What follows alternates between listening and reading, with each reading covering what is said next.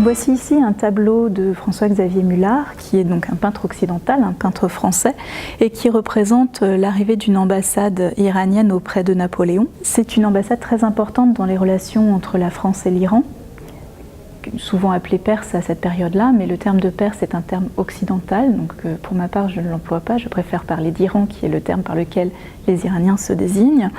C'est tout de même un épisode très important. Dans ce 19e siècle, il faut avoir en tête que l'Iran est prise dans un jeu politique international,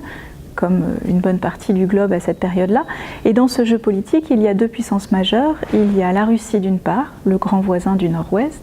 et l'Angleterre d'autre part, qui est en pleine conquête de l'Inde, conquête déjà presque achevée,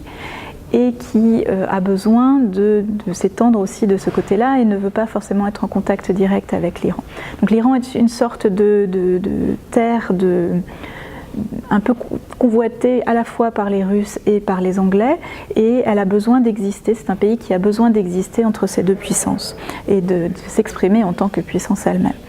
Donc dans ce jeu un peu compliqué, au début du 19e siècle, Fath Ali Shah essaye de trouver quelqu'un qui pourrait faire un peu l'équilibre, et qui serait donc l'ennemi à la fois des Russes et des Anglais. Il se trouve que Napoléon Ier est bien placé pour cela, et il va donc jouer ce rôle dans un temps très bref, puisque l'ambassade qui est représentée ici marque la signature d'un traité, le traité de Finckenstein en 1807, traité qui a été signé dans un château polonais à Finckenstein, entre Napoléon Ier et Fath Ali Shah.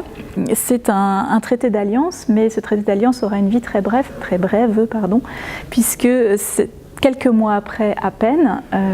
Napoléon signera un traité avec les Russes à Tilsit, ce qui rend son alliance avec l'Iran nettement moins intéressante qu'auparavant, en tout cas pour Fath Ali Shah,